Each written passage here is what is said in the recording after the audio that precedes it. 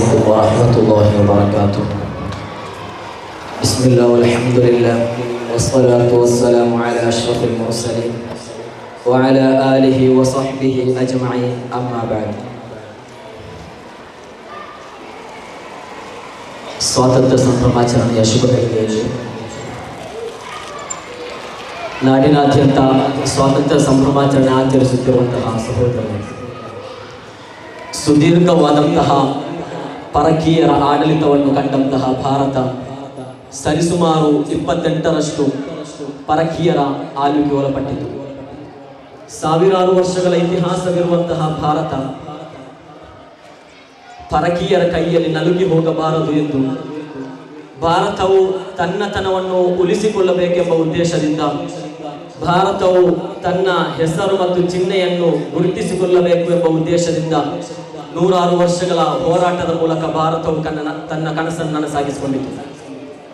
ಹುಟ್ಟಿ ಬೆಳೆದಂತಹ ಮಾತೃಭೂಮಿಯಲ್ಲಿ ಸ್ವಾತಂತ್ರ್ಯದಿಂದ ಉಸಿರಾಡಲು ಸಾಧ್ಯವಾಗದಂತಹ ಒಂದು ಸಂದರ್ಭದಲ್ಲಿ, ಸ್ವಾತಂತ್ರ್ಯವಾಗಿ ಸಂಚರಿಸಲು ಸಾಧ್ಯವಾಗದಂತಹ ಒಂದು ಸಂದರ್ಭದಲ್ಲಿ ತಮ್ಮ ವಿಚಾರಗಳನ್ನು, ವ್ಯಕ್ತಿ ಸ್ವಾತಂತ್ರ್ಯವನ್ನು ನಿರ್ಬಂಧಿಸಿದಂತಹ ಒಂದು ಸಮೂಹದ ಎದುರಾಗಿ ಭಾರತೀಯರು ಪ್ರದರ್ಶಿಸಿದಂತಹ ಒಗ್ಗಟ್ಟು, ಭಾರತೀಯರು ಪ್ರದರ್ಶಿಸಿದಂತಹ ಸಾಮರಸ್ಯವು ಅದು ಚರಿತ್ರೆ ಪುಟಗಳಲ್ಲಿ ಮಹಾನ್ ಚರಿತ್ರೆಯಾಗಿ ನಮಗೆ ಕಾಣಲು ಸಾಧ್ಯವಾಗುತ್ತಾ ಇದೆ.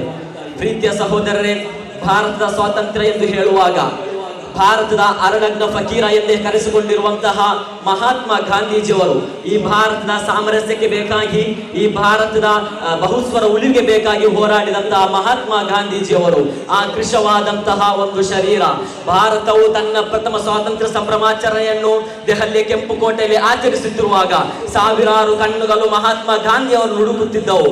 ಆದರೆ ಮಹಾತ್ಮ ಗಾಂಧಿಯವರು ಬಂಗಾಳದ ನೌಕಾಲಿ ಗ್ರಾಮದಲ್ಲಿ ಧರ್ಮಗಳ ನಡುವೆ, ಜಾತಿಗಳ ನಡುವೆ ಬಿದ್ದು ಹೋದಂತಹ ಸಾಮರಸ್ಯದ ಗೋಡೆಯನ್ನು ಕಟ್ಟುತ್ತಾ ಇದ್ದರು.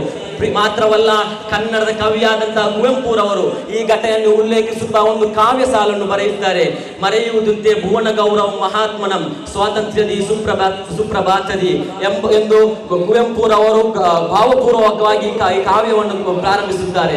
ಪ್ರೀತಿಯ ಸಹೋದರರೇ, ಇಂದು ನಾವು ಇತಿಹಾಸವನ್ನು ಅವಲೋಕಿಸುವಾಗ, ಇತಿಹಾಸವನ್ನು ನಾವು ಅಧ್ಯಯನ ಮಾಡುವಾಗ ಮಹಾತ್ಮ ಗಾಂಧಿಯವರು ಟೀಕೆಗೊಳಪಡುತ್ತಾ ಇದ್ದಾರೆ.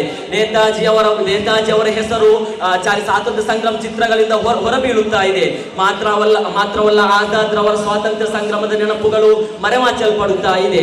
ಈ ಪರಕೀಯರು ಈ ಭಾರತದಲ್ಲಿ ನಿರ್ಮಿಸುವಂತಹ ಕೋಮು ವಿಷ ಬೀಜಗಳು, ಮಾತ್ರವಲ್ಲ ಚರಿತ್ರೆಯ ತಿರುಚುವಿಕೆಯು ಇಂದು ಭಾರತದಲ್ಲಿ ಉಗ್ರ ಸ್ವರೂಪವನ್ನು ಪಡೆಯುತ್ತಾ ಇದೆ.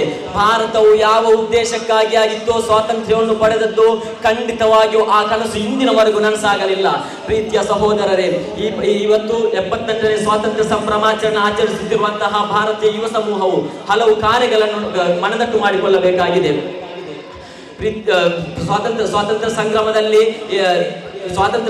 ಹೋರಾಡಿದಂತಹ ಮುಸ್ಲಿಂ ಹೋರಾಟಗಾರರು, ಮಾತ್ರವಲ್ಲ ಈ ಭಾರತವು ಬಹುಸ್ವರೂಪವಾದಂತಹ ಭಾರತವಾಗಿದೆ. ಈ ಬಹುಸ್ವರೂಪಿ ಭಾರತದ ವೈವಿಧ್ಯತೆಗಳು ಇಂದು ಮರೆಮಾಚಲ್ಪಡುತ್ತಾ ಇದೆ. ಇದು ವೇದಗಳ ಮಣ್ಣಾಗಿದೆ.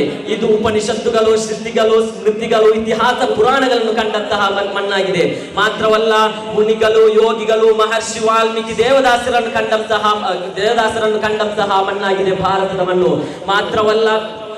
ಮಾತ್ರವಲ್ಲ ಶಂಕರ, ಕಪಿಲ, ಕನಕ, ಮಧ್ವರು, ದೇವದಾಸರು ಕಂಡಂತಹ ಭಾರತದ ಮಣ್ಣು ವಿಶಿಷ್ಟ ಸಂಸ್ಕೃತಿಯನ್ನು ಹೊಂದಿದಂತಹ ಮಣ್ಣಾಗಿದೆ. ಮಾತ್ರವಲ್ಲ ವೈವಿಧ್ಯವಾದಂತಹ ಸಂಸ್ಕೃತಿಯನ್ನು ಹೊಂದಿದಂತಹ ಮಣ್ಣಾಗಿದೆ. ಪ್ರಜಾಪ್ರಭುತ್ವವಾದ ಮಣ್ಣಾಗಿದೆ. ವಿಶಾಲವಾದಂತಹ ಮಣ್ಣಾಗಿದೆ. ಈ ಭಾರತದ ಮಣ್ಣಿನಲ್ಲಿ ಇವತ್ತಿನ ಯುವ ಪೀಳಿಗೆಯು ಈ ಬಹುಸ್ವರೂಪಿ ಭಾರತದ ಮೌಲ್ಯಗಳನ್ನು ಎತ್ತಿ ಹಿಡಿಯಬೇಕಾದ ಅನಿವಾರ್ಯತೆ ಬಂದಿದೆ ಎಂದು ಹೇಳುತ್ತಾ ನನ್ನ ಮಾತಿಗೆ ವಿರಾಮ. ಅಸ್ಸಲಾಮು ಅಲೈಕುಂ ವರಹಮತುಲ್ಲಾಹಿ ವಬರಕಾತುಹು.